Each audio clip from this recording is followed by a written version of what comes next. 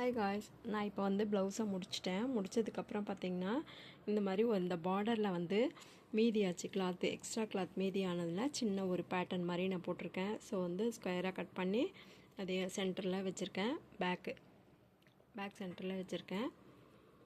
So பார்த்திங்கன்னா அது ரொம்ப அழகாக இருக்கிற மாதிரி இருக்குது.